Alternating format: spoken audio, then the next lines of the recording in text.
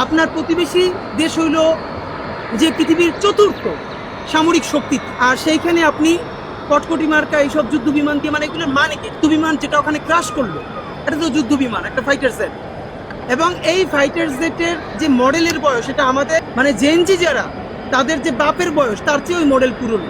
90-এর পরে দুনিয়ার আর কোনো দেশে এগুলোর কোনো মানে প্যাটার্ন চলেই নেই। এবং সেকেলে একটা বিমান দিয়ে, যুদ্ধ বিমান দিয়ে আপনি চালাইতেছেন। যদি না পারে বলবেন আমার সিঙ্গাপুর তো এরকম বলেছে, আমাদের এরকম সামরিক খাত পালতে পারবো না, এর চেয়ে আমরা এটার চিকিৎসা খাতে খরচ করি।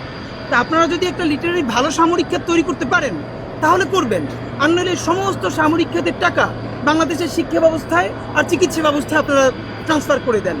বাংলাদেশের শিক্ষা ব্যবস্থা উন্নতি হয়ে গেলে, চিকিৎসা ব্যবস্থা উন্নতি হয়ে গেলে সিঙ্গাপুরকে আমরা ছাড়াই যেতে পারবো, সময় লাগবে 10 বছর।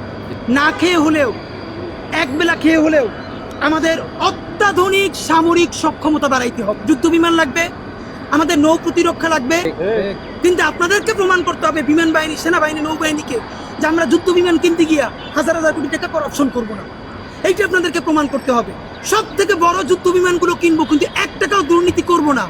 আমরা বলতেছি বাংলাদেশের স্বাধীনতা, সার্বভৌমত্ব এবং এর জমিনকে বাঁচানোর জন্য আমরা যখন জীবনই দিয়ে দিতে চাই, তখন একবেলা না খাইয়া হইলেও আমরা আমাদের সামরিক খাতকে বিশ্বের শ্রেষ্ঠ সামরিক খাতের একটা বানাইতে চাই।